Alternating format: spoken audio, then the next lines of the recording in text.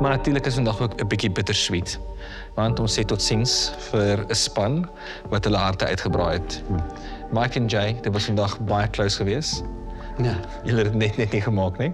En natuurlijk, lekker slaap geef julle R10.000 om te gaan verniet op 'n vakansietjie. Ja, 'n rou deegie stuur ons huis toe. En daar is dit nou, waar het ons dit nou, hè? Dit is hoe ons dit eindig en in my hart is ek redelik bly en redelik warm en ek het dit baie geniet.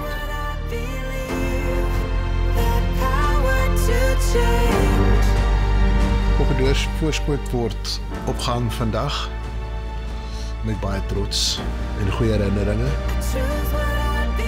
En as ek by die huis kom, is ek weer 'n Delmohan se man.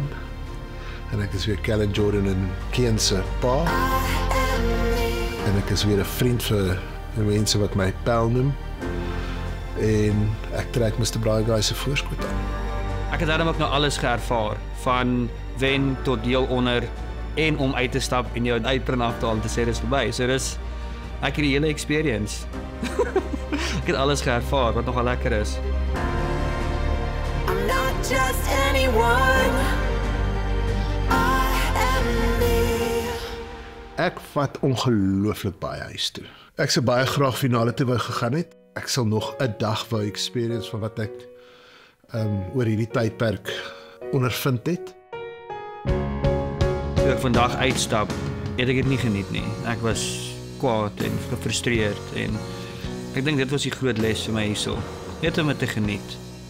Ek dink vorentoe om baie die mentaliteit te hê wat Johan het. Iemand wat net mense om jou gelukkiger maak. Om net die lewe net meer te geniet. En nie so ernstig te wees altyd nie. Jy weet, jy hoef nie, dis ook maar net 'n bord kos by die einde van die dag.